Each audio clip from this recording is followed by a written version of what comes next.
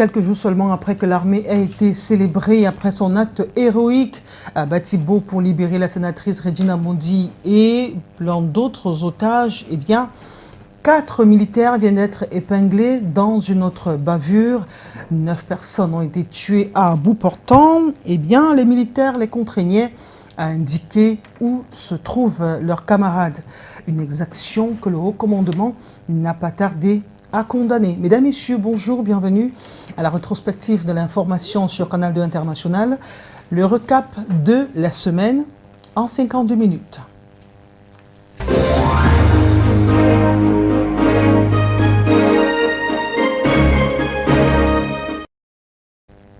Pour la première partie de ce programme hebdomadaire, nous serons en compagnie d'un géostratège universitaire enseignant à l'université de Douala, Dr Larmé. Bonjour. Bonjour madame. Bienvenue sur le plateau de la rétro. Merci. Alors, 9 personnes sur le carreau à Misson dans la région du nord-ouest Cameroun. Pour vous, c'est un Garbou 2? Un Garbou 2 et peut-être il pourrait encore avoir un Garbou 3. Parce que si rien n'est fait justement, et si on n'anticipe pas, si on ne met pas sur pied justement des politiques offensives militaires, je crois qu'en réalité on pourra avoir une pluralité, n'est-ce pas, de ces actes criminels. Donc ce qu'il faut faire, c'est qu'en réalité il faut voir dans quel moyen justement stopper le triomphalisme de l'extrémisme violent dans ces différentes parties du Cameroun.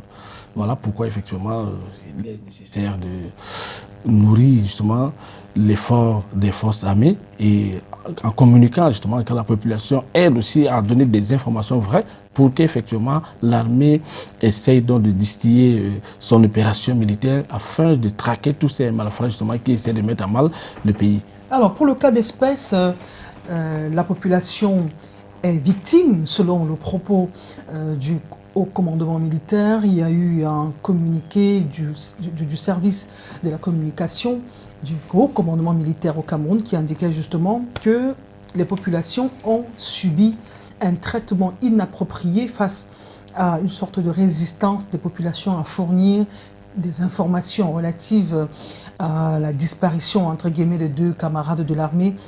4 militaires ont ouvert le feu sur des femmes, sur des hommes et des bébés. Alors, d'après nos informations, c'est après avoir assassiné ces 9 personnes que leurs camarades sont revenus.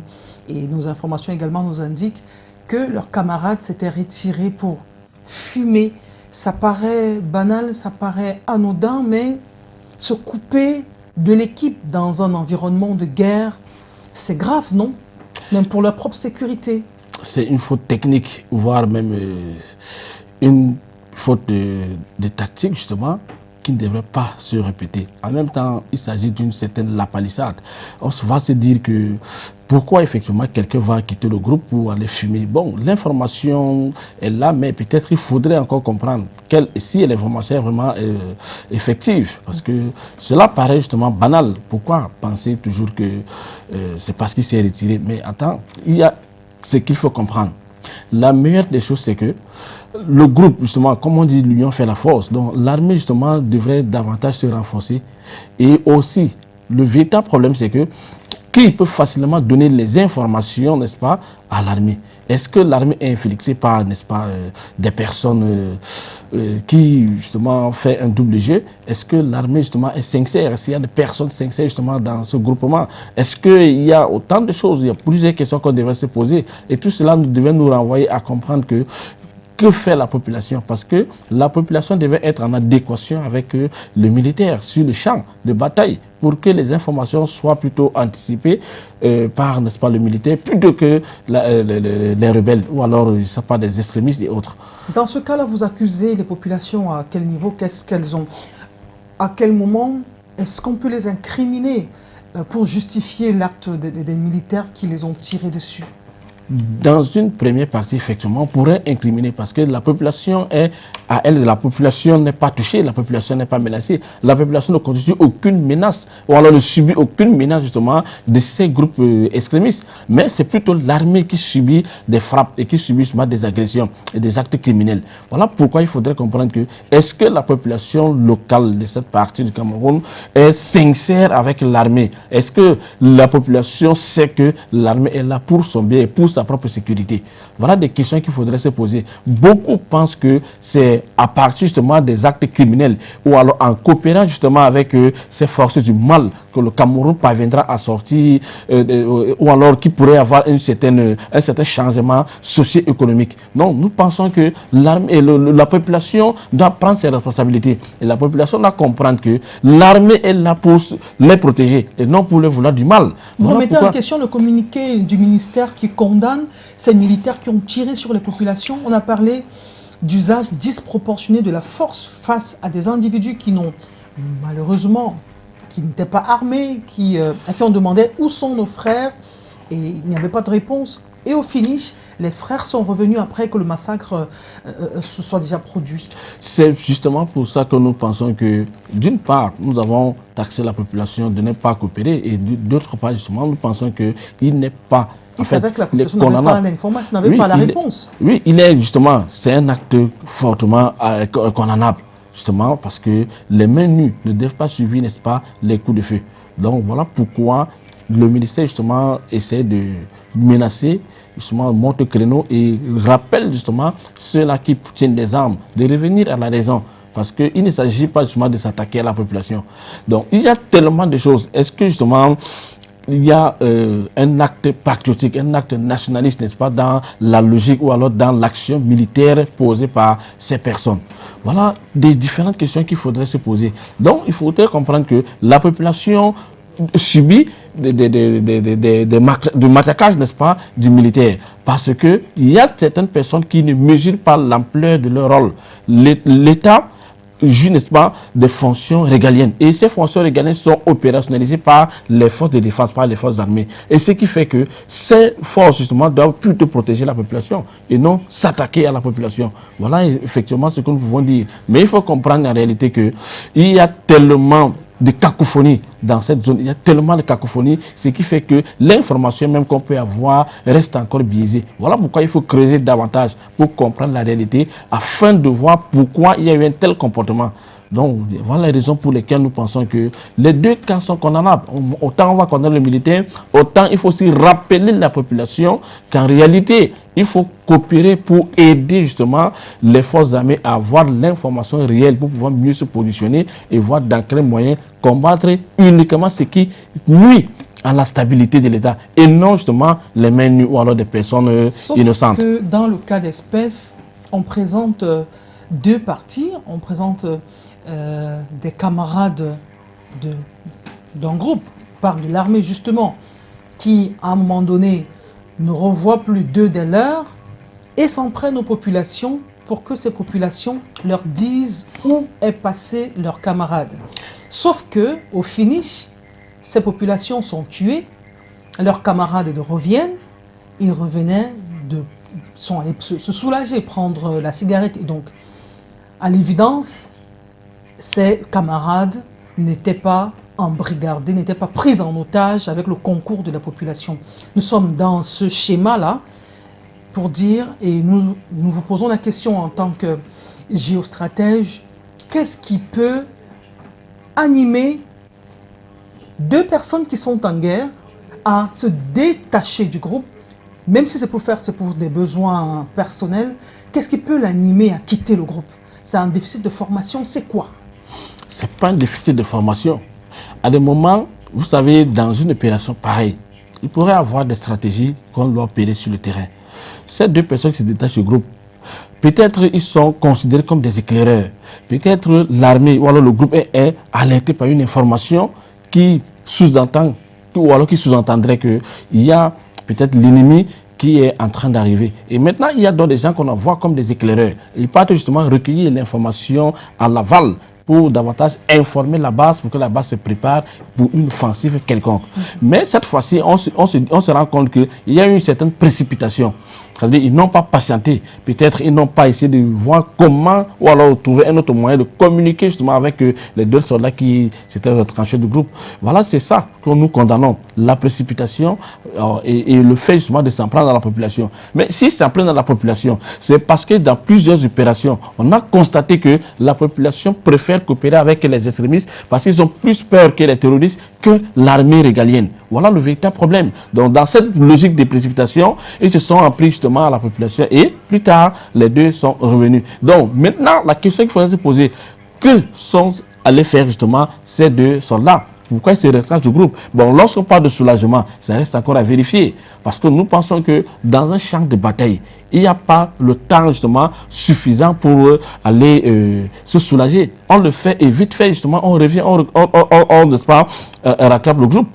Voilà pourquoi nous disons que s'il y a erreur, il faudrait donc questionner et aussi il faut voir les qualités justement des soldats qu'on envoie sur le terrain. Est-ce qu'ils sont justement pétris d'une expérience militaire ou alors opérationnelle? Est-ce qu'ils sont justement mûris par une expérience lourde? Voilà autant de choses. Est-ce que ce sont des amateurs ou alors est-ce que c'est des gens qui n'ont pas subi une formation réelle ou alors qui sont encore en formation? Parce que dans un champ de bataille, justement, il n'y a pas de test. Par l'épreuve de la guerre, peut-être effectivement, 6 ans. Peut-être effectivement, ils seraient peut-être fatigués en même temps. Et aussi, il faudrait en même temps voir pourquoi ils sont fatigués, si cela est vrai. Et il faut se rappeler aussi que, est-ce que justement, ils bénéficient même de leur rançon? Est-ce qu'ils bénéficient justement de leur prime de guerre? Autant de choses. Voilà, est-ce qu'ils sont régulièrement remplacés sur le terrain? Est-ce que justement, cette façon de les relayer sur le terrain, est-ce que cela est respecté? Là, justement, ce sont les chefs de groupe qui sont mieux placés pour répondre à ce genre de questions. Parce que d'après nos informations, à un certain moment donné, on a tendance à péter les plombs quand on est dans le champ de guerre. Oui, parce qu'on est sous pression et on est stressé 24 heures sur 24. On n'a pas de sommeil, on est privé même de sa propre vie. On est privé même, on est parfois tenté justement de... Certains même préfèrent se suicider. Dans un champ de bataille, on ne s'amuse pas parce que le danger peut venir à tout moment. C'est pourquoi nous pensons que dans ce genre d'opération, d'enquête, et de réaction directe face à une menace. Pour conclure, il faudrait avoir des personnes ou alors des meilleurs stratèges sur le terrain. Et voilà pourquoi il est nécessaire de repenser la politique sécuritaire. Pour qu'il faut justement que les sécurocrates s'asseyent et revoient justement les moyens ou alors le nouveau mode opérandi qu'on va mettre sur pied pour davantage éviter ce genre d'erreur. Mais nous allons dire dans un premier temps que ce qui s'est passé est une erreur grave. Et c'est justement tout le corps habillé qui devait voir comment trouver des sanctions ou soigner que cela ne se répète plus sur les champs de bataille. Merci beaucoup, Dr Larmé, pour l'introduction de cette émission. Nous allons vous proposer un reportage qui vous donne un peu plus d'informations sur ce qu'on a appelé Garbou 2, le massacre de Misson dans le nord-ouest Cameroun. Reportage. Les récents événements de Misson par Zoa, dans la Menchoum, fâchent la classe parlementaire. Il faut agir. Cette tuerie nous démontre que la crise anglophone est encore là, qu'on n'a pas encore tordu sa colonne vertébrale comme le gouvernement tend à faire croire. Tous les jours, je continue à dire que si vous prenez des solutions, des résolutions, des décisions et que le résultat ne vient pas, ça veut dire qu'il faut continuer à réfléchir à de nouvelles solutions. Après Garbou, Misson, toujours dans le nord-ouest, entre dans l'histoire avec ce que le chef de division de la communication du ministère de la Défense a appelé « réaction inappropriée, inadaptée à la circonstance et malheureusement disproportionnée par rapport au refus de coopération des villageois hostiles ». Des faits qui remettent au goût du jour la crise anglophone. Déjà 5 ans qu'elle dure. Pour certains députés, l'urgence d'une plénière spéciale consacrée à cette crise est signalée. C'est bien de voter les lois, c'est bien de voter les lois de finances, des ordonnances, tout ce que vous voulez, les décrets, les traités. Mais si toutes ces lois que nous votons pour les populations, ça ne sert à rien aux populations qui sont en guerre et qui sont en train de mourir. C'est évident que la priorité devrait être de régler d'abord ce problème. L'Assemblée nationale, représentation du peuple, doit plus que jamais au cours de ces sessions s'emparer de la situation et organiser une plénière spéciale pour pouvoir comprendre davantage la gestion de cette crise par le gouvernement et apporter ses propres solutions. Pour ce triste événement déroulé au soir du mercredi 1er juin dernier, Dans ce village de l'arrondissement de Fungom, le bilan fait état de 9 morts, dont une fillette de 18 mois et une autre fillette d'environ 12 mois, légèrement blessée. Cet incident, signalant le, est né d'une discorde entre villageois de Misson et 4 soldats du sous-groupement Bravo au commandement du 53e bataillon d'intervention rapide, alors en mission de recherche d'un camarade porté disparu. Eh bien, retour sur ce plateau avec le géostratège Dr Larmé. Adamou Koupit, le député UDC, parlait justement de la nécessité d'une plénière essentiellement consacrée à cette crise. Comment comprenez-vous que depuis 6 ans, il n'y a pas eu une session essentiellement consacrée à cela? Parce que la crise anglophone fait beaucoup de mal, les dégâts humains, les dégâts économiques également. Bon, on va noter que c'est justement une préoccupation primordiale qui devrait occuper le centre même de la pensée politique de l'État actuel. Parce qu'en réalité, nous sommes déjà à plusieurs années de guerre. Et chaque année, il y a justement des coups, comme nous avons vu tout à l'heure. Et justement, c'est la population qui se sent abandonnée quelquefois. Est-ce que c'est un no man's land qui se dessine déjà? Il faudrait se poser des questions. Mais tant que l'État camerounais peut penser à sa sécurité et peut penser justement à une certaine souveraineté nationale et pour s'affirmer même sur la scène internationale en tant qu'un État souverain et capable de s'assumer en tant qu'État, je crois qu'il faudrait déjà revoir cette manière ou alors revoir comment éradiquer ou encore procéder justement à un meilleur moyen pour stopper le triomphalisme de l'extrémisme dans cette zone. L'extrémisme est né, ou alors ce radicalisme a commencé justement par un certain mécontentement. C'est-à-dire qu'il y a eu des plaintes de marginalisation à gauche et des plaintes justement de malaise social. Voilà, c'est des petites choses, des choses élémentaires que l'État devait tenter de résoudre, ou alors devait résoudre au départ, avant qu'on en arrive justement à un certain niveau extrême. Okay. Parce qu'aujourd'hui, ça touche le pic et nous pensons qu'il est déjà peut-être tard. Mais nous pensons que s'il est nécessaire, oui, justement, il faut revoir des stratégies. Et on ne combat pas toujours l'extrémisme par la violence. Peut-être il faut procéder par la négociation. Parce qu'il y a certains chercheurs qui vous disent que seule la bêtise d'un terroriste pourrait conduire, n'est-ce pas, à la victoire de l'État dans le champ de la guerre. C'est pour vous dire, c'est lourd en sens, c'est pour dire que parfois, il ne suffit pas d'avoir des armes, d'avoir des meilleurs équipements militaires pour combattre justement les extrémistes. Quand on parle d'extrémistes, ils sont différents par exemple de ceux qui sont dans une logique de guerre conventionnelle. On a vu la guerre du Biafra, on a vu la guerre justement de Bakassi entre le Cameroun et le Nigeria. Mais aujourd'hui, les données changent. Vous voyez pourquoi? Parce qu'on est face à des personnes qui sont invisibles. On est face à des personnes qui combattent avec l'esprit. On est face à des personnes qui se constituent en force asymétrique. Et dans cette logique, il faudrait voir quel est le problème fondamental. Il faut voir d'abord à la base ce qui fait problème avant de voir comment apporter des solutions. Tant qu'on ne comprend pas la nature du problème, il serait difficile justement d'apporter une solution pour résoudre ces crises. La terminologie de ces personnes qui revendiquent a changé dans le discours du politique. Hier, on les appelait les groupes séparatistes. Aujourd'hui, on les appelle clairement des terroristes. Et on vous dira, on ne négocie pas avec les terroristes. Comment on fait? Terrorisme, oui, c'est vrai. Mais même les plus grands États que vous voyez dans le monde, vous avez vu dernièrement la crise entre les États-Unis et les talibans. Mais comment ça s'est terminé? Finalement, ce sont les terroristes qui ont revendiqué et qui ont chassé justement l'armée américaine. Donc, pour vous dire que parfois, dans un premier temps, il faut comprendre, est-ce qu'à la longue durée, on peut s'en sortir? Pourquoi? Puisqu'il faut d'abord identifier quels sont les soutiens justement de ces mouvements, soit séparatistes ou entre guillemets terroristes. Tant qu'on n'a pas identifié, n'est-ce pas, ceux qui apportent leur soutien à ces forces, il serait difficile. Si nous avons des multinationales, notons également que c'est une zone pétro-stratégique. Le Southern Cameroun est une zone pétro-stratégique. Vous devez vous rendre compte que de l'extrême nord jusqu'au nord-ouest, plus de 1723 km qui séparent le Cameroun et le Nigeria est une zone pétro-stratégique. Donc, en même temps, le côté de Boko Haram est en insécurité, en même temps le nord-ouest est en insécurité. Ce n'est donc pas anodin que le Cameroun soit attaqué à l'extrême nord. Non, ce n'est pas anodin, parce que justement les deux extrêmes sont... Dans les deux régions... Les deux extrêmes justement sont des zones stratégiques actuellement. Parce que ce sont des zones pétro-stratégiques, nous voulons dire. Pourquoi?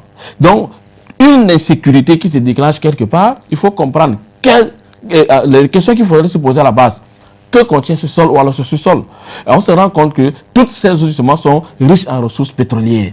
Et ce n'est pas nouveau aujourd'hui. Les ressources minières et autres justement. Voilà pourquoi ces zones justement sont attaquées. Mais aucune guerre ne se déclenche sans intérêt économique. Voilà ce qu'il faut comprendre. Donc les multinationales pourraient être en train de soutenir ces mouvements et puis on ne sait pas qui les soutient. Comment vont-ils pour avoir ces armes? Voilà des questions qu'il faudrait se poser. Est-ce qu'on peut parler peut-être d'une porosité de frontière entre le Cameroun et le Nigeria? Voilà autant de choses. Ok, docteur Larmé. Et on va parler de plus en plus des bandes sang qu'on observe. On a salué l'opération de Batibo qui s'est soldée par ce que vous connaissez, par les résultats que vous connaissez. Voilà 9 personnes qui perdent la vie à Misson dans le nord-ouest. Et dans le même temps, c'est 5 gendarmes qui sont assassinés dans le Noun par une incursion de ces groupes armés séparatistes. Je vous propose justement 24 heures chrono à Fumban pour revenir justement sur cet autre déploiement macabre qui a coûté la vie à plusieurs éléments de nos forces de défense. Nous parlons également de l'incendie à Manfé qui est attribué vraisemblablement au groupe séparatiste également, puisqu'il y a eu des tirs nourris. On parle également de cet incendie qu'a subi le marché central de Fumban. Ces 3 reportages, nous revenons derrière. Des séparatistes prennent pour cible le poste avancé du groupement polyvalent d'intervention de la gendarmerie nationale de Ditapon, arrondissement de Koptamo, département du Noun, région de l'Ouest. La nuit de mardi à mercredi n'a pas été de tout repos pour les forces de défense camerounaises. Entre minuit et 3 heures du matin, des séparatistes armés de Kalachnikov, lance-roquettes et autres venus par le fleuve Noun ont ouvert le feu sur le bâtiment qui abritait la base du GEPIC. Le dit bâtiment a été complètement détruit. Véhicules brûlés, gendarmes tués, 4 autres blessés. Face à cette horreur, les habitants ont encore au fond de leur mémoire le crépitement des balles. J'ai dit, j'entends ça comme si c'était derrière la maison, comme si c'était devant la maison. Il dit non. C'est le crépitement.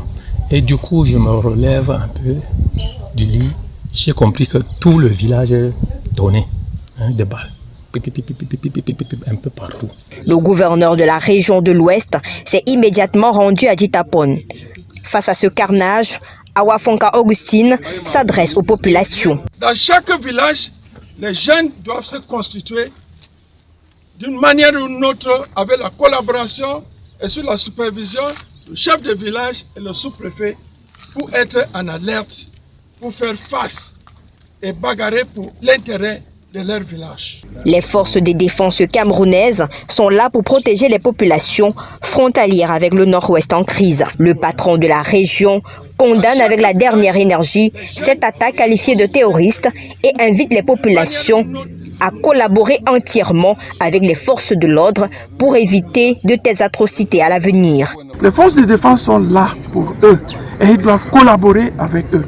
Inadmissible que les gens viennent passer toute une nuit, poser des actes horribles, terribles et que les populations ne viennent pas au renfort. Cette autre démonstration des séparatistes vient alourdir la liste des morts causées par cette crise sécuritaire dans les régions du nord-ouest et du sud-ouest. D'où ces appels incessants à mettre définitivement un terme à cette guerre qui continue d'endeuiller de nombreuses familles depuis 5 ans. Voici les ruines de l'hôpital de district de Manfé dans le département de la Magnou, région du sud-ouest Cameroun. Un violent incendie vient de ravager plusieurs bâtiments de cet établissement sanitaire. L'incident survenu dans la nuit de mercredi à jeudi laisse presque toute la structure au centre. Voici l'hôpital général et tout est brûlé. Même si pour l'instant, Aucune information ne filtre sur les causes exactes du drame. Plusieurs personnes soupçonnent une main criminelle, surtout qu'il se rapporte que des échanges de coups de feu ont été entendus aux environs de l'hôpital de district de Manfé, quelque temps avant l'incendie. Un doigt accusateur est pointé sur les séparatistes. Près de 50 patients ont été secourus dans cet incendie qui a consumé presque tout l'hôpital, à l'exception de la pharmacie et de la morgue. Rappelons que depuis le début de la crise sécuritaire, les hôpitaux sont la cible des combattants séparatistes. Ils sont brûlés tout l'hôpital général. Tout l'hôpital général. Tout part d'un coup-circuit, à en croire les témoignages. Bilan, 30 boutiques calcinées et des dégâts matériels importants. L'incendie ravageur n'a rien toléré. Quand on m'appelait à 2 h le matin, on m'a dit qu'il y avait fait au marché. Je suis venu, j'ai trouvé ma boutique déjà finie. Selon des témoins rencontrés sur place, c'est la première fois que l'on enregistre un tel dégât au marché central de Foumban, suite à un incendie. Abattus, les commerçants ne savaient plus à quel sens se vouer. Il y avait un coup-circuit. Bon, on a cherché comment on doit faire, il n'y avait pas moyen. On a appelé le secours, le motoman de venir nous aider. Ils ont venu quand même nous aider jusqu'à... c'était un niveau, ça nous a dépassé. Donc, là où vous voyez, nous-mêmes, ça nous a dépassé quand même. Donc, nous sommes là. On ne sait pas comment on doit faire. Les populations victimes se disent abandonnées à elles-mêmes et invitent les pouvoirs publics à créer une unité des sapeurs-pompiers dans cette partie du pays. On a déjà eu beaucoup d'incendies. Il était vraiment opportun qu'on crée un brigade de feu, c'est les sapeurs-pompiers, qui soient à proximité de ce marché pour éteindre ce genre de feu. Soulignons que le dernier incendie survenu au marché de Foumban remonte à 1 an.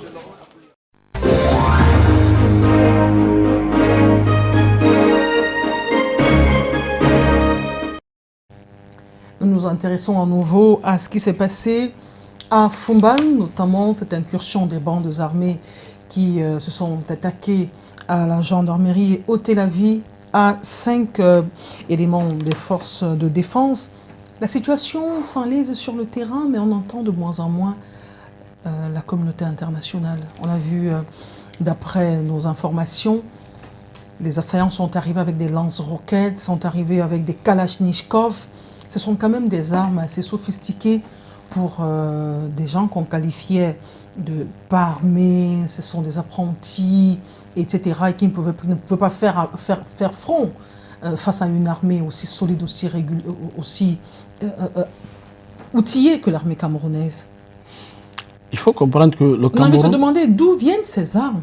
Effectivement, le Cameroun est dans le viseur de plusieurs puissances et multinationales depuis beaucoup d'années. Il faut comprendre que lorsqu'on dit Afrique en miniature, cela revêt plusieurs sens. Ça veut dire que le Cameroun regorge, n'est-ce pas, sur son sol et sous-sol, la majorité, n'est-ce pas, des ressources naturelles, aujourd'hui convoitées par des multinationales et certaines puissances.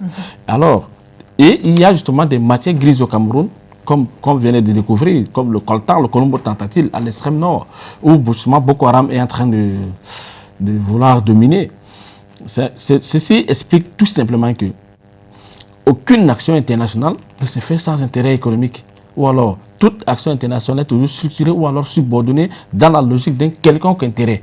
Donc, le Cameroun, on peut déjà saluer le régime Biya. Pourquoi? Parce que ce régime a beaucoup fait pour qu'effectivement aucune armée étrangère ne pénètre le territoire camerounais. Et l'avantage que nous avons, c'est que nous avons toujours une armée républicaine. Et ça veut dire qu'il y a toujours justement des acteurs capables d'accepter porter cette tenue pour défendre l'intégrité territoriale du Cameroun. Mais sauf que le Cameroun est donc piégé par ce que vous appelez tout à l'heure la communauté internationale. C'est qui la communauté internationale? Lorsque les militaires camerounais sont tués, la communauté internationale justement ne fait aucune information, aucune note pour justement condamner cela. Alors que quand c'est l'armée camerounaise, on condamne de moins en moins. Mais jusqu'à présent, rien n'a encore fait sur la scène internationale concernant justement l'enlèvement et les tueries que l'armée camerounaise vient de subir. Mais lorsque c'est l'armée camerounaise qui, peut-être par erreur, entre guillemets, essaie de faire une fausse manœuvre et que cela touche une population, ou alors une partie de la population, c'est la communauté internationale qui crie. Parce que vous allez comprendre que peut-être la communauté internationale n'est pas d'accord avec les politiques nationales que nous mettons sur pied.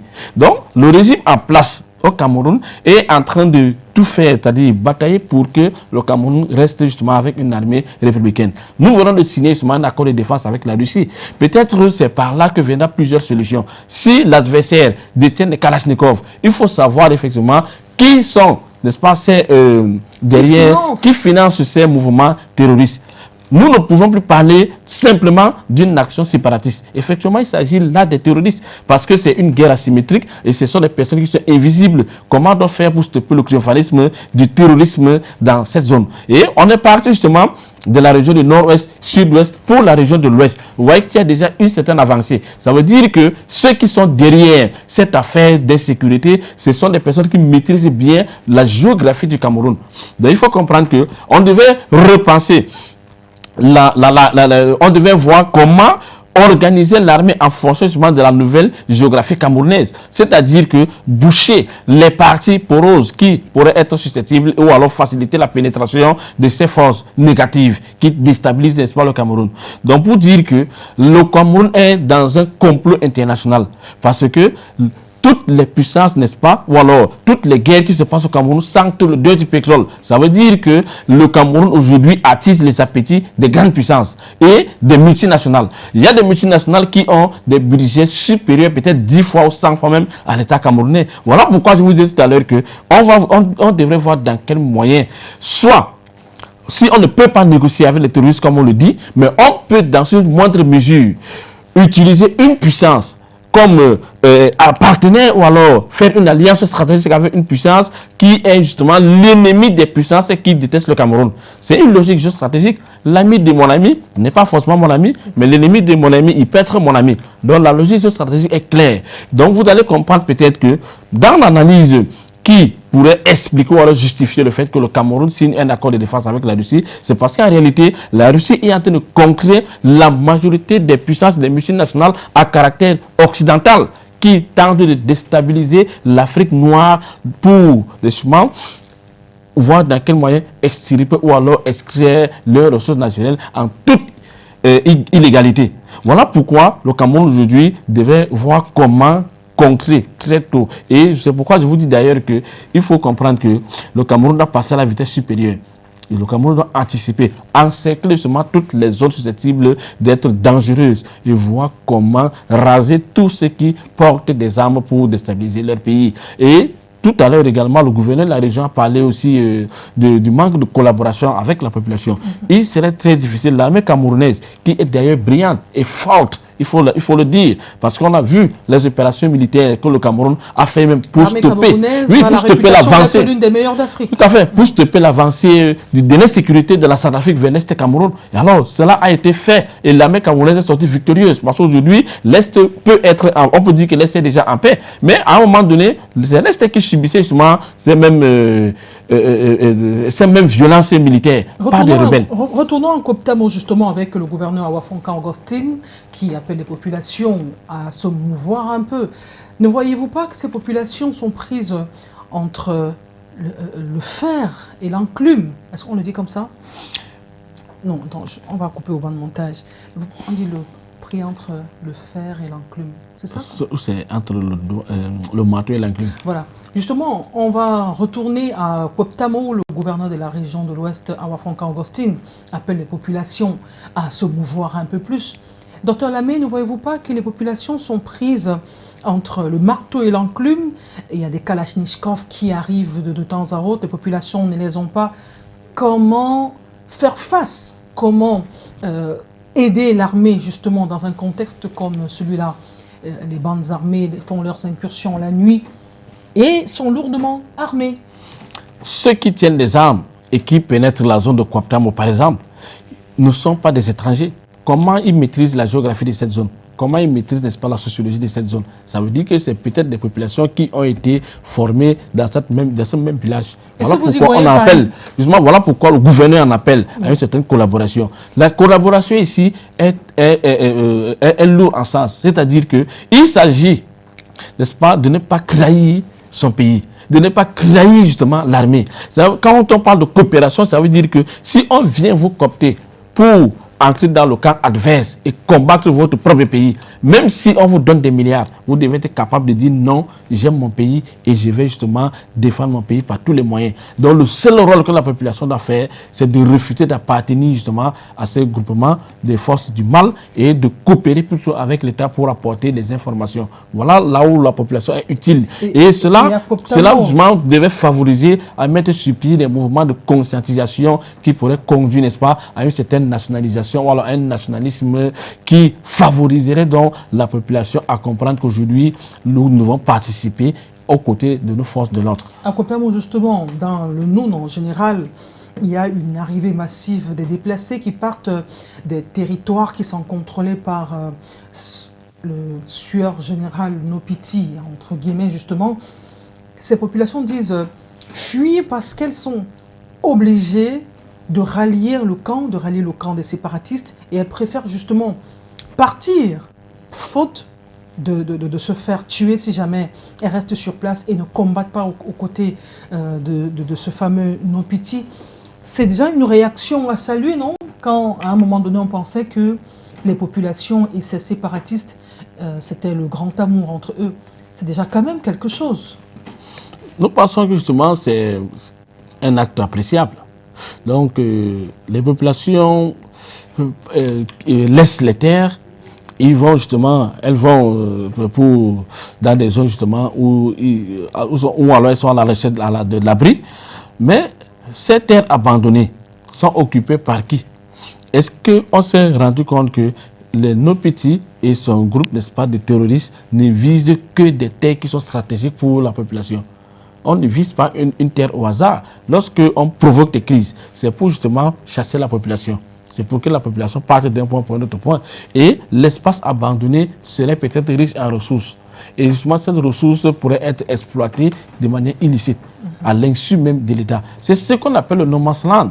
C'est-à-dire, les forces du mal tentent de créer une zone de non-droit, une zone qui sera non contrôlée par l'État, pour que effectivement le pillage illicite commence. Donc, ces gens ne sont pas simplement armés des armes. Ils pourraient aussi être armés justement dotés de plusieurs appareils de logistique susceptibles d'extraire des mines partout où, n'est-ce pas, ils en trouveront. Voilà. Et parmi les personnes qui sont des déplacés, il peut y avoir des infiltrations, des bandes armées qui viennent il y a toujours faire une lecture du terrain et renvoyer les informations de l'autre côté. Et c'est pourquoi nous disons que, avec le gouverneur d'ailleurs, on vous dit que la population devait coopérer. Parce que si on fouille, on va se rendre compte qu'il y a des gens qui filent des informations aussi séparatistes. Il y a le ver dans le fruit.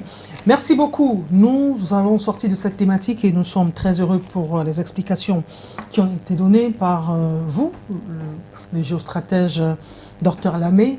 Nous allons nous intéresser à une autre actualité de la semaine, l'annonce de la candidature de Michel Ndoki a fait jaser, a fait couler beaucoup d'encre et de salive, a occupé les unes des journaux de cette semaine. Nous en reparlons dans ce reportage, justement. Maurice Kamto aurait-il atteint sa date de péremption à la tête de son parti, le Mouvement pour la Renaissance du Cameroun? La question se pose depuis que ce 5 juin, Michel Ndoki affiche clairement son ambition de briguer la présidence du parti en 2023. Je viens aujourd'hui vous annoncer ma candidature pour le poste de président du Mouvement pour la Renaissance du Cameroun. À la suite de la déclaration de la dauphine putative, certains observateurs y voient une piqûre de rappel qui sonne le glas du mandat du président national actuel, tel que stipulé à l'article 28 des statuts. Le mandat de 5 ans renouvelable 2 fois n'est pas applicable. Ce qui demeure applicable, c'est le mandat de 5 ans renouvelable 1 fois. En l'état actuel des statuts du MRC, le président national, juridiquement, ne peut pas se représenter. Le juriste de renom est pris au mot sur la base d'archives de sa première sortie télévisée 3 mois après le lancement du MRC.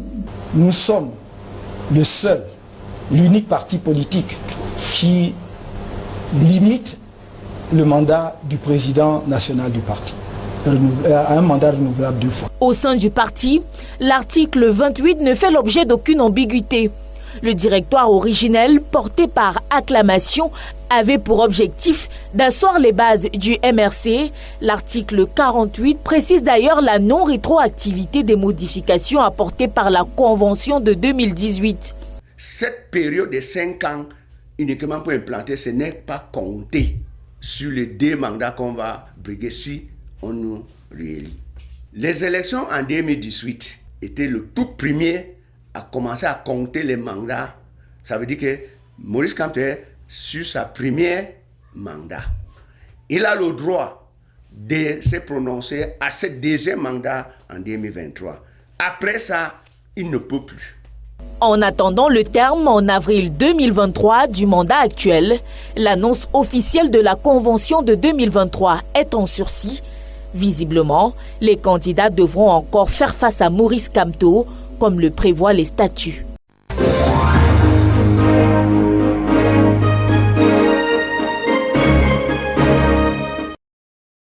Eh bien, on a une absence de concordance en matière d'interprétation de la loi ou du code électoral au sein du mouvement pour la renaissance du Cameroun. On va essayer de supputer si jamais ça perdure, ce problème d'interprétation. Voyez-vous une forme d'upécisation du MRC dans un court ou moyen terme?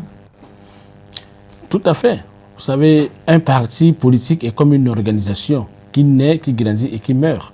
Et tout dépend justement du leader qui peut résister comme un vrai opposant dans un pays comme le Cameroun où justement il y a une grosse machine RDPC qui est en face et qui est redoutable parce qu'il est vraiment difficile de penser que on pourrait par des moyens, par certains moyens justement évincer le régime en place qui est implanté dans tout, n'est-ce pas, toutes les sphères territoriales du Cameroun. Donc vraiment c'est très compliqué. Mais il faut se rendre compte que le MRC est dans une logique de démonstration, de démocratisation. Parce que lorsque Maître Ndeki, Michel Ndeki, autant pour moi justement, se présente, ou alors présente sa candidature comme président du parti, cela pourrait avoir plusieurs analyses. Premièrement, on peut dire qu'il s'agit peut-être d'une certaine mise en scène pour démontrer à suffisance que le MRC est un parti démocratique et que Kamto n'est pas le seul candidat qui pourrait représenter le MRC aux futures échéances électorales présidentielles. Qu'il n'est pas le candidat naturel. Et tout cela pour essayer d'amener le camp d'en face, de comprendre que si vous pouvez, si vous êtes vraiment des démocrates, alors faites comme nous. Voilà, la politique, il y a des mises en scène. Une mise en scène pour donner un peu de vitalité au MRC qui est un peu très calme. Oui, effectivement. Et pour se faire entendre aussi. Il y a des acteurs qui peuvent accompagner le marketing politique d'une organisation politique comme le MRC. Donc voilà, autant de choses. Et deuxièmement, on peut comprendre que... a marché? Bon, pour l'instant, on ne peut pas encore avoir, puisqu'il n'y a pas encore de résultats, on ne peut encore rien dire là-dessus. On a quand même parlé du MRC. Oui, on a quand même parlé du MRC, mais il faudrait qu'il y ait des actes qui l'accompagnent. Et deuxièmement, je voudrais dire que ça pourrait aussi être le début de l'effritement du MRC à partir du moment où, n'est-ce pas, quelqu'un se lève pour dire non, on va renverser le candidat naturel. Et vous connaissez qui est ce candidat naturel? C'est quelqu'un qui a un aura national et un aura encore international qui fait en sorte que l'image de ce parti soit reconnue et qui touche, n'est-ce pas, ou alors intègre l'âme, n'est-ce pas, des candidats. Ou alors intègre l'âme justement des peuples pour que effectivement les futures échéances qu'ils gagnent davantage de confiance. Donc voilà tellement d'explications qu'on pourrait apporter pour dire qu'en réalité que le MRC aujourd'hui est dans une démonstration de démocratisation. Mais je voudrais faire un point également sur cette notion de démocratie en Afrique. Parce que vous allez vous rendre compte que la démocratisation, l'aide de la démocratisation arrive comme l'aide de la malédiction en Afrique. D'autant plus que nous sommes des États encore inachevés. quand on parle d'État inachevé, ça veut dire qu'on ne répond pas aux critères normaux d'un État qui peut garantir sa souveraineté et qui peut passer justement de l'alternance politique sans effusion de sang. Et regardez, remarquez bien, ailleurs, c'est-à-dire en Occident et autres, les autres sont dans la démocratie justement de l'alternance pour le développement, mais en Afrique noire en général, nous sommes dans la logique de la démonstration du sang. Est-ce que vous comprenez? C'est-à-dire, lorsqu'on parle d'alternance au Cameroun, ou je veux dire en Afrique en général, lorsqu'on parle d'alternance, cela nous ramène à la guerre civile. On a vu en Côte d'Ivoire, on voit un peu partout dans les États. On n'y est pas prêt. Justement, on n'y est pas prêt. Au Bénin, ça se passe calmement. Au Ghana, ça se passe calmement aussi. Ce sont des États justement qui ont essayé de forcer, n'est-ce pas, la mise sur pied de la démocratie. Mais en réalité, on se rend compte que la démocratie n'est pas naturellement acceptable, même dans l'âme de l'Africaine noire que nous sommes. Parce que nous avons aussi les modes justement de gouvernance et même. C'est vrai que la majorité des crises en Afrique sont des crises d'origine cartologique, c'est-à-dire qui ont pour raison le pouvoir. Donc c'est pourquoi nous disons qu'il faut voir comment mettre sur pied une nation. Et à partir de là, une nation pourrait constituer un centre d'intérêt commun. Et ce centre d'intérêt commun pourrait être quoi? Une visée politique pour le développement et pour l'évolution. Et ça, je comprends. Mais aujourd'hui, cela est impossible. C'est la même question que le professeur Lexidou pose. La démocratie est insoluble dans le pluralisme culturel. Aujourd'hui, lorsque vous créez un parti politique, on vous colle justement l'étiquette d'une ethnie. Est-ce que vous comprenez? C'est justement ça le véritable problème. Et ce problème entraîne ce qu'on appelle le tribalisme. Or, vous savez que le tribalisme, c'est le pium qui détruit socialement un État de la base jusqu'au sommet. Donc, il faudrait voir comment mettre sur pied un nationalisme ou alors un dénominateur, un dénominateur culturel commun. Régionales, effectivement, oui, ou alors les proximités sociologiques et autres. Oui, oui. Solidifie un État, bien entendu, État unitaire. parce que justement, nous ne sommes pas encore prêts. Alors, ce que moi je peux conseiller. Vous comprenez quelque chose quand même, les préférences régionales? Est-ce que, non, je suis en train de faire l'analyse pour vous faire comprendre qu'il nous faut d'abord mettre sur pied un dénominateur culturel commun, pour voir dans quelle mesure s'identifier en tant que Camerounais, pas en tant qu'originaire de telle ou telle région. Est-ce que vous comprenez? À partir de là, justement, on pourra donc reconfigurer la géographie politique du Cameroun et sur laquelle devrait naître donc un nationalisme. Et ce nationalisme, justement, devait être porteur des objectifs du Cameroun pour s'affirmer en tant que puissance dans la sous-région et sur la scène internationale. C'est compris, c'est entendu. Merci beaucoup, docteur Lamé. Nous rendons à l'international pour clôturer la première partie de cette émission. Eh bien, le roi Philippe est arrivé en République démocratique du Congo cette semaine accompagné de son épouse. Justement, on a qualifié cette visite d'historique. Il arrive dans ce pays 2 ans après la célébration des 60 ans d'indépendance de cette république. Et dans une lettre écrite à Tshisekedi, le président congolais, justement, il exprimait ses profonds regrets pour des blessures causées par le régime colonial de son pays. Mais lui, il lui est reproché de n'avoir pas présenté des excuses et ceux qui le disent espèrent qu'il le fasse pendant son séjour. Alors, question, y a-t-il une différence entre présenter y a-t-il une différence entre présenter ses regrets et présenter ses excuses sur le plan des relations bilatérales, internationales?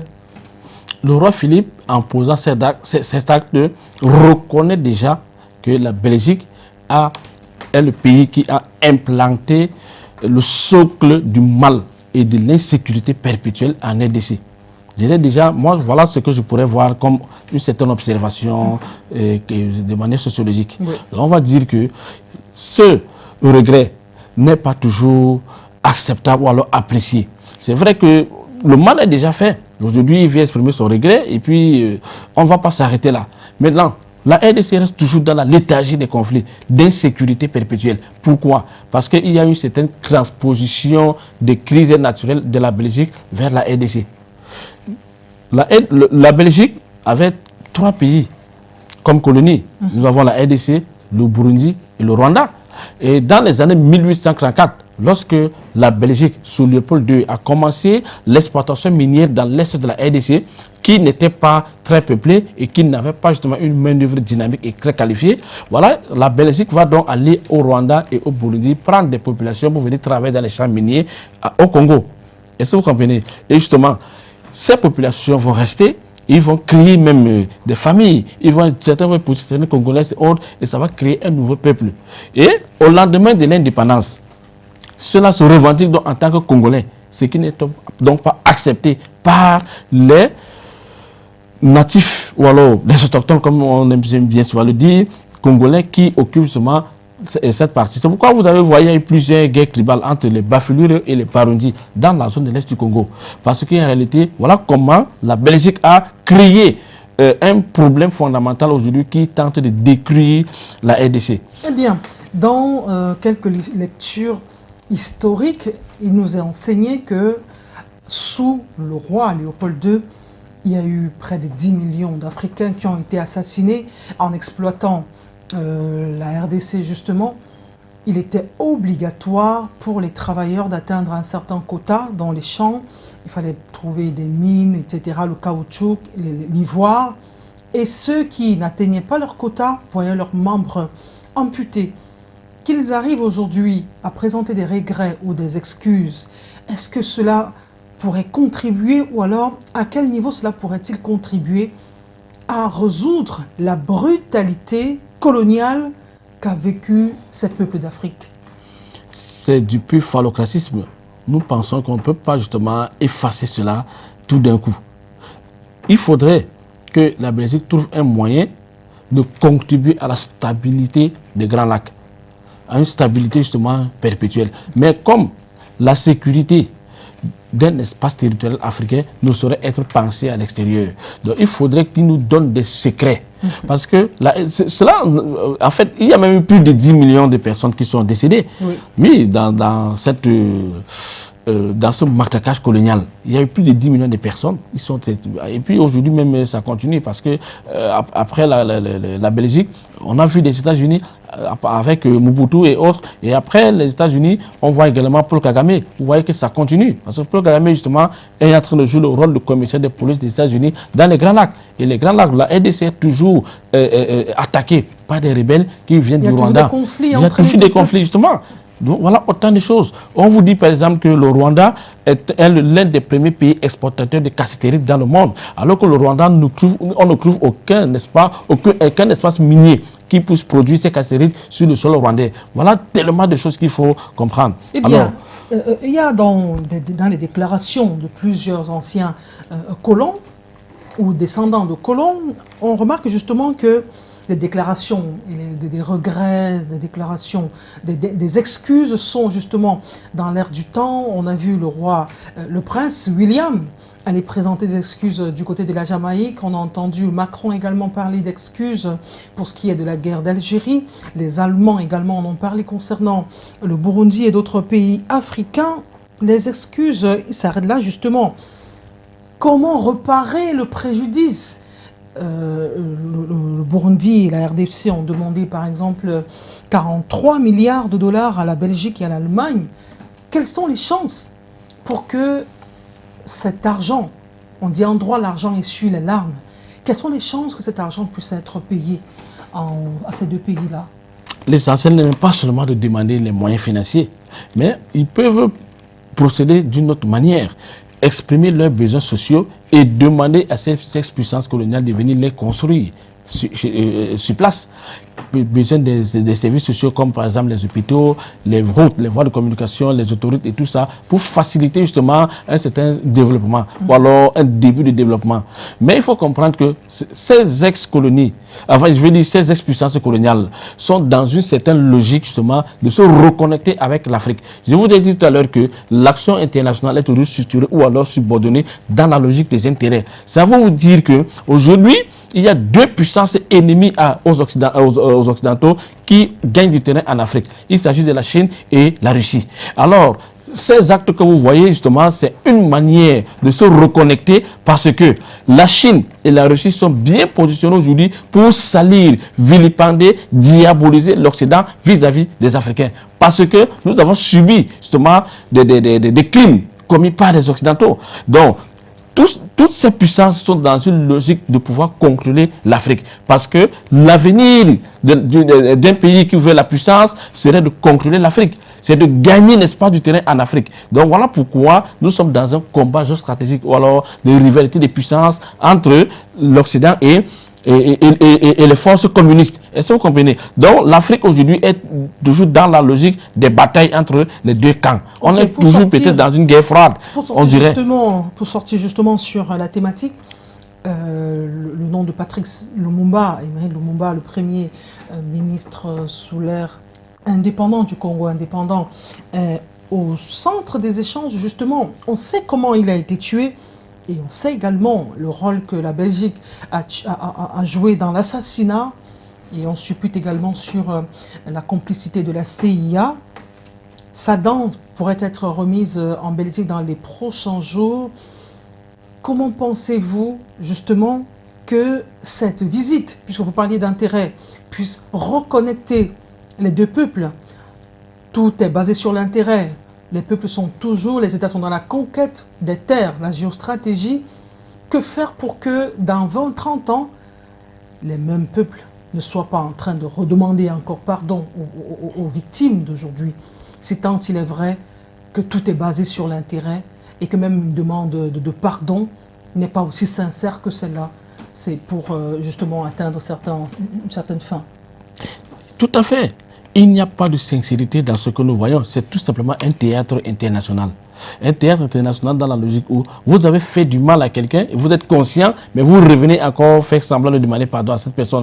Parce que vous voyez que c'est comme votre vache à lait qui essaie de vous tourner le dos pour aller justement vers des personnes qui proposent une coopération meilleure, une coopération dans la logique de gagnant-gagnant. C'est ce que la Chine fait et c'est ce que la Russie aussi est en train de faire. La RD Congo est 80 fois plus grand que 80 plus grand que la Belgique. Et c'est justement 2 345 000 poussières de kilomètres carrés. Et sur toute l'étendue du territoire, on vous dit qu'il n'y a pas un mètre carré où on ne retrouve pas une mine.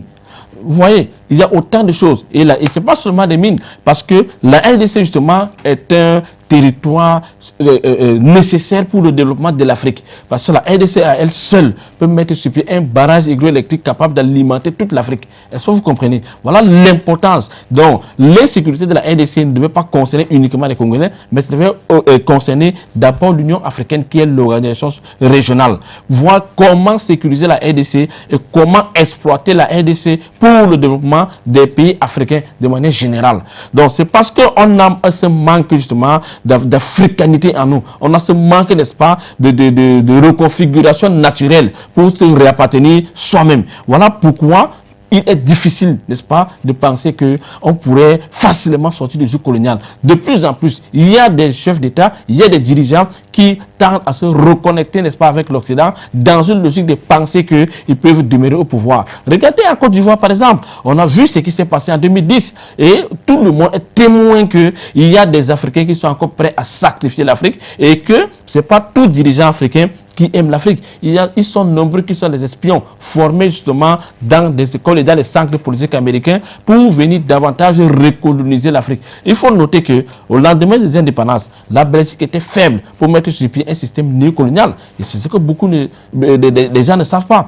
Et comme la Belgique était faible pour mettre sur pied un régime néocolonial, pour continuer justement de piller la RDC d'une autre manière, ce sont les États-Unis qui se sont invités en grand mec, en exploitant ou alors en légitimant justement leur action à travers les Nations Unies pour voir dans quel moyen déstabiliser Lumumba, parce que c'est un Américain qui tire sur Lumumba, il ne faut jamais l'oublier. Est-ce que vous comprenez? Vous avez parlé tout à l'heure de la CIA. C'est dans cette logique justement que les États-Unis ont récupéré la RDC pour coloniser. Rappelons-nous encore qu'en 1945, c'est dans un petit village, Katanga, qu'on appelle Chikilombo, que les Américains ont inscrit 2 millions de tonnes de cartons de cuivre avec lesquels ils ont fabriqué les bombes atomiques qu'ils ont envoyées sur Hiroshima et Nagasaki. Donc vous voyez que la RDC est très importante pour une puissance comme les États-Unis. Et les États-Unis sont en Afrique, pas seulement dans une logique de piller. Ils ont déjà pillé et ils ont exprimé leur puissance sur le champ international. Maintenant, qu'est-ce qu'il faut faire?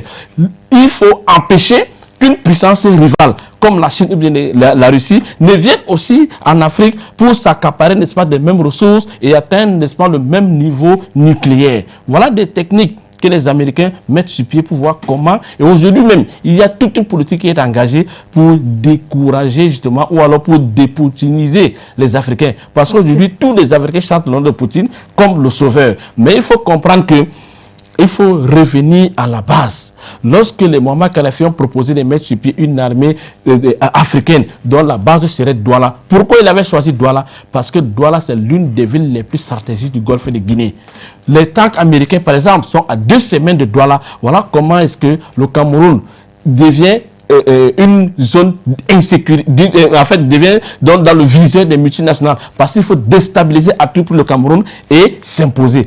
Raison pour laquelle il y a la crise dans le Lozo, il y a la crise de Boko Haram au nord-ouest, à l'extrême nord du Cameroun. Voilà comment on peut justifier dans, tout ce qu'ils ont subi aujourd'hui. Merci beaucoup, Dr Lamé. On retient que pour une nouvelle Afrique, il faut des leaders panafricanistes. Ce sera le propos de la deuxième partie de cette émission consacrée aux Journées nationales du management avec une vision panafricaniste de gestion d'entreprise. Merci beaucoup, Dr Lamé. Je rappelle, vous êtes géostratège, enseignant à l'université de Douala. Merci d'avoir répondu à nos questions. Merci d'avoir accepté notre invitation.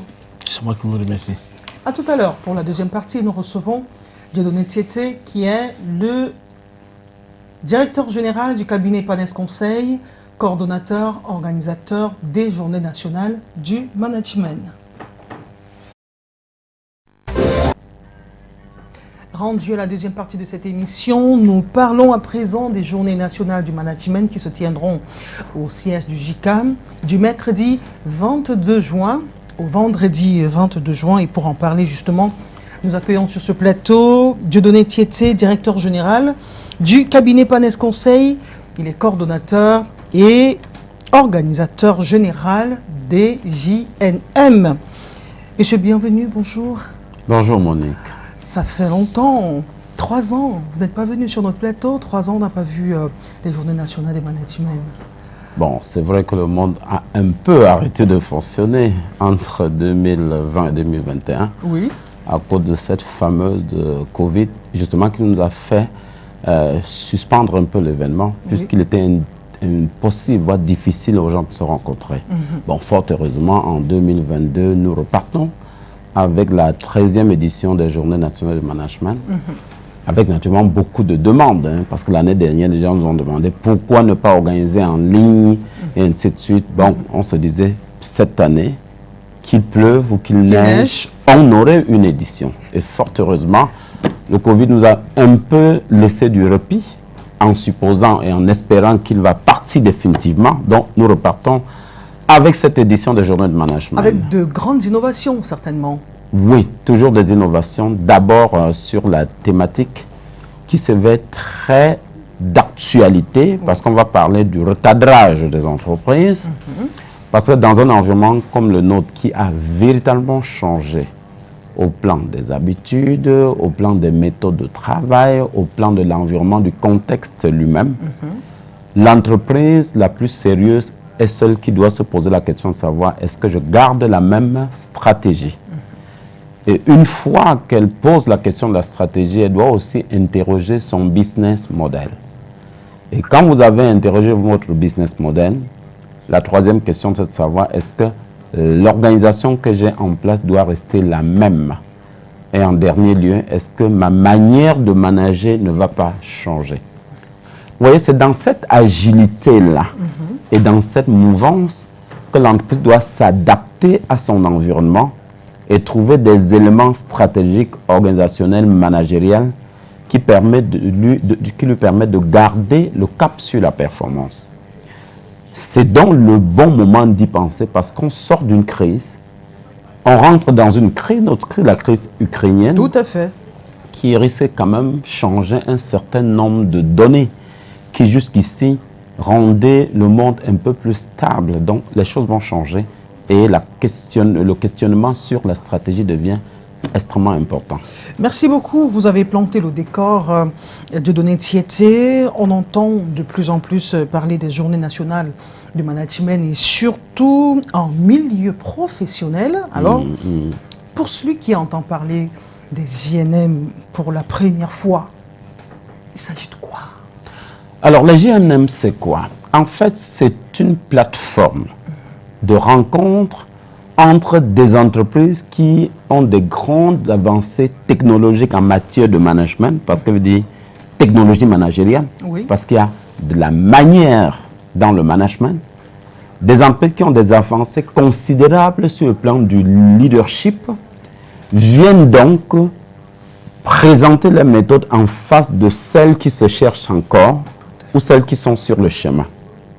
Avec des experts, oui, bien, déjà avec des experts qui éclairent avec les fondamentaux et un certain nombre d'outils théoriques. Vous voyez, l'ensemble de ces échanges-là permet aux uns aux autres, de renforcer leurs capacités en maîtrisant les nouvelles approches, de nouveaux outils, aux autres de s'enrichir des expériences d'autres entreprises, et à certains davantage même de valider la pertinence de ce qu'elles font habituellement.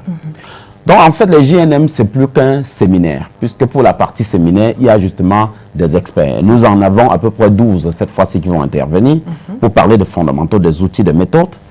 À côté, vous avez des entreprises qui ouvrent leur expérience. Donc vous êtes comme si vous étiez dans l'entreprise, puisqu'elles vous disent comment ça se passe chez elles.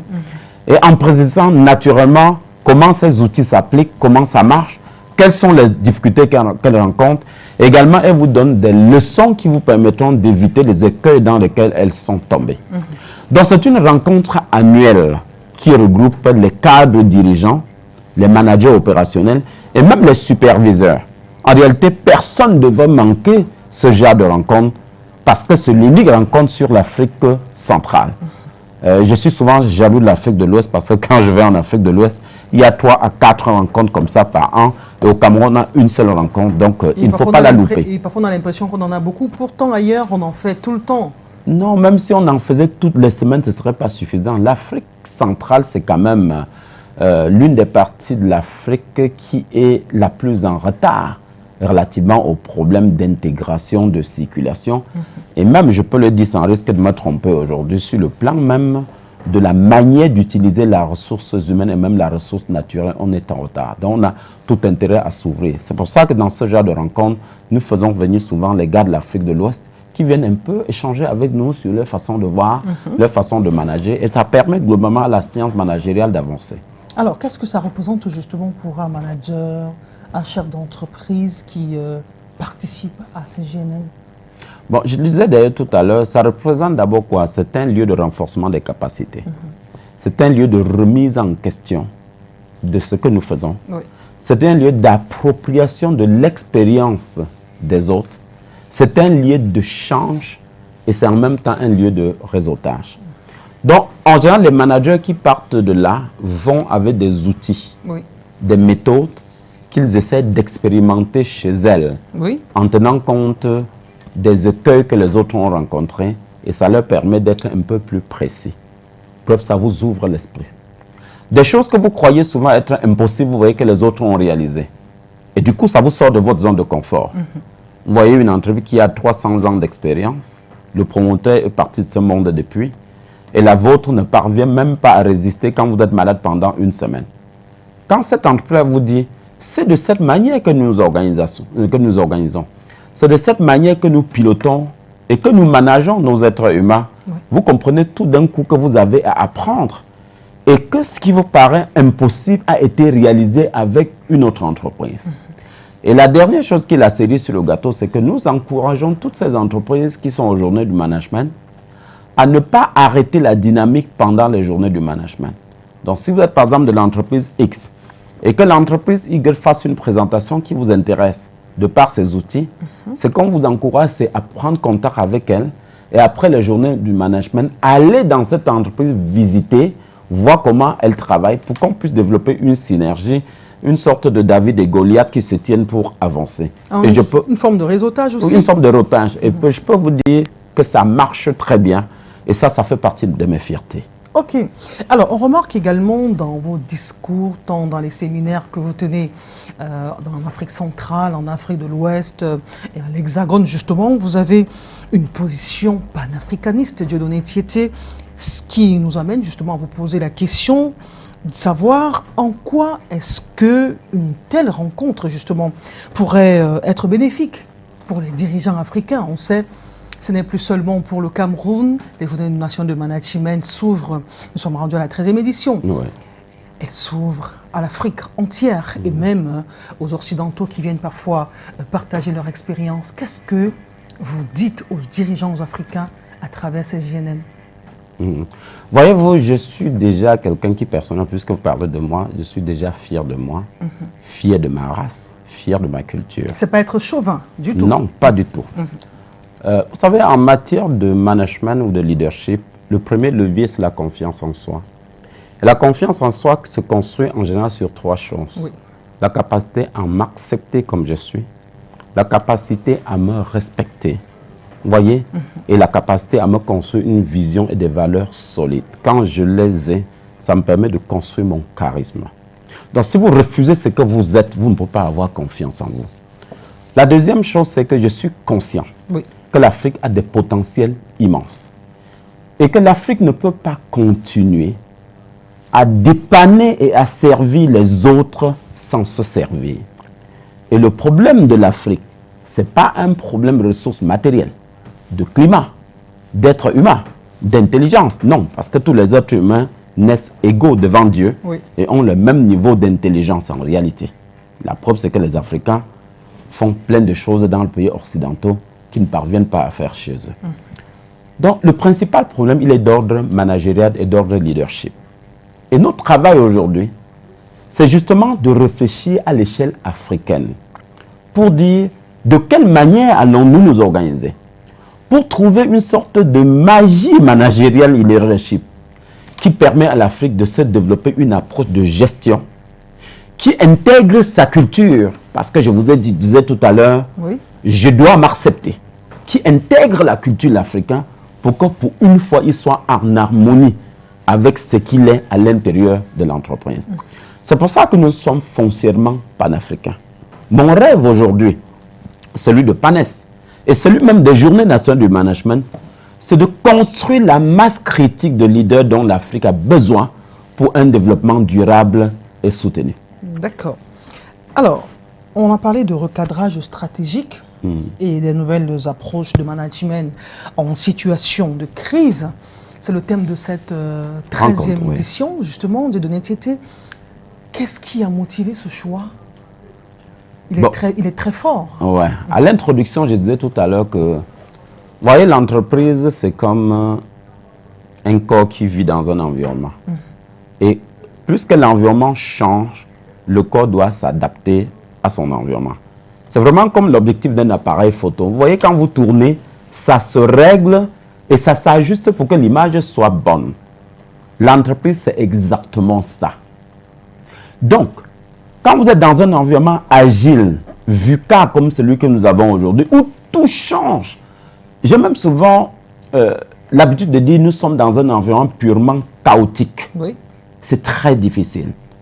Et l'entreprise qui va survivre dans cet environnement, c'est celle qui va être flexible, qui va être capable d'ajuster progressivement sa propre stratégie, son organisation, ses méthodes de gestion pour s'adapter à l'environnement.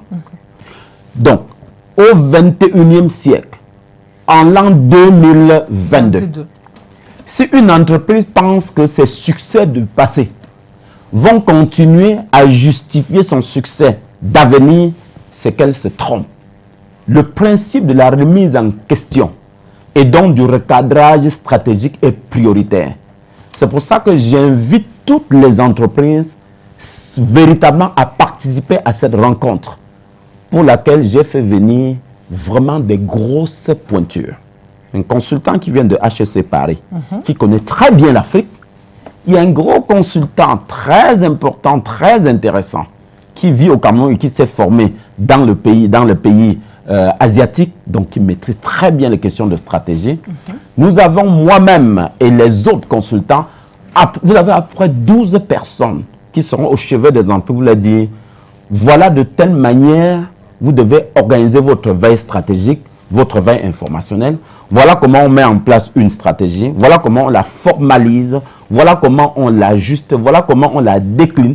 Voilà comment on la pilote. Et voilà de quelle manière on fait les changements nécessaires pour soutenir et accompagner cette stratégie-là. Donc c'est très important. Très important de d'honnêteté, justement. Quels peuvent être les enjeux pour une entreprise, pour une organisation, pour des individus qui participeront à cette 13e édition? Je vais le rappeler, c'est du mercredi 22 au vendredi 24 juin prochain, donc dans quelques jours seulement. Oui, dans quelques jours, d'à peu près 10 jours. Je veux dire que autant pour l'entreprise publique, l'entreprise privée, le leader d'opinion, le cadre dirigeant ou le simple superviseur, tout le monde est intéressé. D'abord pour l'organisation, pour l'entreprise de façon globale, qu'elle soit publique ou privée, elle n'est pas indifférente à cet environnement. Regardez, l'État camerounais n'a plus autant de moyens qu'il avait avant. Aujourd'hui, on demande aux entreprises publiques d'aller avec la performance. Il y a un défi de résilience. Oui, elles doivent d'abord, aujourd'hui, générer les ressources nécessaires parce que l'État n'en a plus suffisamment pour leur donner. Donc, Eneo, tout autre, elles doivent le faire. Donc, elles-mêmes, elles sont confrontées à des questions de performance et doivent donc s'ajuster par rapport à leur environnement. Je n'en dirai pas moins pour l'entreprise privée qui, depuis sa naissance, est d'abord exposée à elle-même. Elle n'a pas un État qui viendra la soutenir. Maintenant, pour les managers, ils ont besoin de maîtriser la subtilité des outils et des méthodes que les autres entreprises d'ailleurs utilisent pour dominer notre environnement. Et on est dans un environnement totalement ouvert aujourd'hui, à tel point que si vous ne maîtrisez pas les outils, si vous ne maîtrisez pas les méthodes, vous allez tout simplement être dépassé. Et comme on est en économie ouverte, votre marché va être le marché d'une entreprise qui travaille depuis l'Asie. Il y aura des challenges, justement. Alors, Dieudonné Tété, vous faites partie, ou alors vous ferez certainement partie des intervenants qui viendront de partout pour cette 13e édition. Vous l'avez dit il y a quelques minutes, vous êtes fiers de vous. Ce n'est pas du chauvinisme, je l'ai dit. Vous avez dit que c'est un critère de leadership. Alors, sur quel thème, sur quoi allez-vous intervenir pendant cette GNN 13e édition? Alors, j'aime bien ce genre de questions. Alors, moi, je vais intervenir sur un élément important. D'abord, à la conférence inaugurale, à l'ouverture, puisque c'est moi qui fais le discours des organisateurs, ce sera pour présenter le contexte, la nécessité. Et surtout, insister sur cet impératif urgence de construire cette masse critique de leaders dont on a besoin pour permettre à l'Afrique de sortir de sa torpeur. Ça sera important. Alors, en termes techniques maintenant, j'interviendrai sur la notion d'entreprise offensive. Exactement comme une équipe joue à l'offensif. Aller attaquer, aller chercher de l'autre côté. Parce que l'entreprise africaine, autant que les entreprises asiatiques européennes, a le devoir de sortir hors de l'Afrique. Or, aujourd'hui, vous pouvez compter sur le bout de doigt le nombre d'entreprises appartenant aux Africains qui agissent hors de l'Afrique. L'Afrique est envahie par d'autres entreprises. Nous travaillons en position défensive. Ce n'est pas un état d'esprit qui doit permettre à l'Afrique de s'émanciper. Donc nous allons inciter les entreprises en leur montrant les leviers sur lesquels on construit une stratégie offensive qui permet de se comporter comme quelqu'un qui va également conquérir ailleurs. Ça, c'est la première partie de mon intervention. La deuxième, ce sera sur le courage managérial, qui va également me permettre de parler de la transformation managériale. Quels sont les leviers et les niveaux de transformation qu'on doit avoir dans une entreprise pour être beaucoup plus efficace et plus agile? Et je terminerai justement avec le courage managérial dans la prise de décision stratégique. Parce que si vous n'avez pas ce courage-là, vous n'allez pas parvenir à prendre les décisions souvent très difficiles, mais absolument nécessaires. Et même quand vous allez les prendre souvent, vous allez être incapable de les annoncer. Et on reconnaît le bon leader de demain dans un environnement difficile comme celui-ci par sa capacité à prendre la bonne décision, à la mettre en œuvre et à faire avancer tout le collectif pour le bien de l'entreprise, mais aussi pour le bien de l'environnement et de l'avenir. J'aurai le courage de vous poser une dernière question, tellement c'est intéressant de vous écouter. C'est intéressant pour nous-mêmes en tant qu'individus et en tant qu'entreprise, pour sortir justement de cet entretien. Qui est concerné par ces GNN? Comment y participer? Y a-t-il encore des places? Parce qu'on sait habituellement, c'est très couru au Cameroun et ailleurs. Est-ce qu'il y a encore des places? Comment on fait? Alors, la salle du JICAM est habituellement vraiment étroite pour cet événement-là. C'est à peu près 250 places. Donc, habituellement, c'est plus de 250 places. Alors, qui est concerné? J'ai déjà dit sur le plan institutionnel, c'est les organisations publiques, dont une administration intéressée, un établissement public intéressé, une entreprise parapublique et publique est intéressée. Mais beaucoup plus encore les entreprises privées. Donc, voilà ceux qui sont intéressés. Donc, les jeunes promoteurs également sont intéressés. Maintenant, pour les individus, vous avez d'abord les cadres dirigeants, les promoteurs d'entreprises qui sont responsables et qui portent la stratégie de l'entreprise. Vous avez le management intermédiaire qui décline la stratégie. Et vous avez le management de premier niveau là qui est chargé de mettre en œuvre la stratégie. Vous voyez donc que tous les trois strates sont vraiment véritablement intéressés. Et la bonne nouvelle que je voulais dire, il ne faut pas qu'on l'oublie, c'est que la semaine qui suivra, on va organiser une formation action qui s'adresse exclusivement aux cadres dirigeants et qui va porter cette fois-là sur l'expérimentation, l'implémentation des outils qu'on aura appris à la première partie. Comment on fait pour y participer? Alors pour y participer, il suffit d'appeler au numéro qui s'affiche en bas de l'écran. On a organisé les frais de participation si bien que les grandes entreprises puissent casquer un peu plus pour que ça permette de mutualiser et de recevoir des jeunes entrepreneurs qui n'ont pas beaucoup de moyens. Donc, sur les 250 places habituellement, nous avons 50 places pour les étudiants qui ne payent pas grand-chose. Nous avons à peu près 25 places pour des jeunes promoteurs qui n'ont aucun moyen et que nous recevons habituellement comme ça. Mais il faut qu'elles appellent à temps. Donc, ceux qui sont intéressés doivent appeler le plus rapidement parce qu'il n'y a pas, justement, il n'y a pas plus beaucoup de places. Pour le séminaire dont je parlais la semaine d'après, du 29 juin au 1er, c'est pour 25 personnes.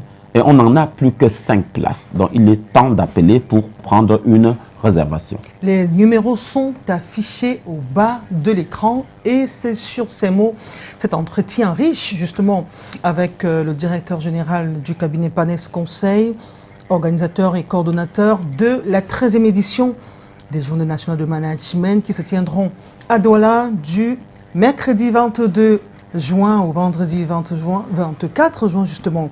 Nous mettons la clé sur le paillasson pour ce qui est de cette édition. Nous disons merci à Dieudonné Tiet d'être venu sur notre plateau nous parler de cette 13e édition qui s'annonce avec beaucoup d'innovation. Merci beaucoup Dieudonné Tiet. Merci Monique, merci Canal 2. À dimanche prochain, le même plaisir, restez sur la même chaîne. Demain, c'est la rediffusion à 9h. Dimanche prochain, à la même heure, je serai des vôtres avec le même amour. Restez en compagnie des programmes de Canal 2 International. Au revoir.